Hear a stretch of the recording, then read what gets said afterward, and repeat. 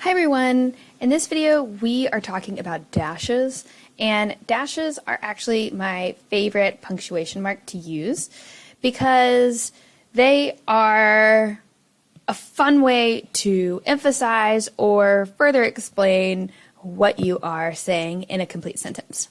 So typically the rule for dashes and how you'll see them used on something like the ACT is that the dash connects a dependent clause, so we'll say DC for short, to an independent clause to emphasize or further explain something.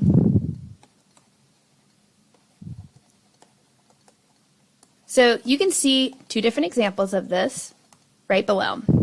There was only one thing he could do: scream.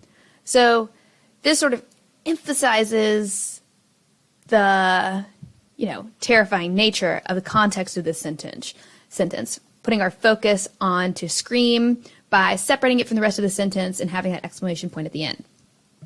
Then, in this next sentence down here, she showed him an option in both of his favorite countries, Spain and Uruguay, and this further explains what the his favorite countries were from the previous sentence. So, the pair of dashes works in the same way as commas do with a non-essential interrupter.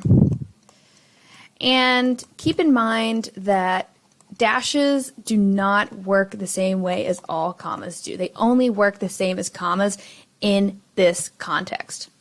So this example being, he waited with her favorite painting, a small cardinal sitting on a branch, and prayed for her return. This works here. It's, further explaining the painting, non-essential information, and it's offset by a pair of dashes. This looks great. So just to show you, this also works with commas. He waited with her favorite painting, comma, small cardinal sitting on a branch, comma, prayed for her return. Now what you absolutely cannot do is mix and match. You either need to make sure that you have both commas or both dashes. So this, as it is, incorrect. You would either need to change this dash to a comma, or obviously this comma also to a dash.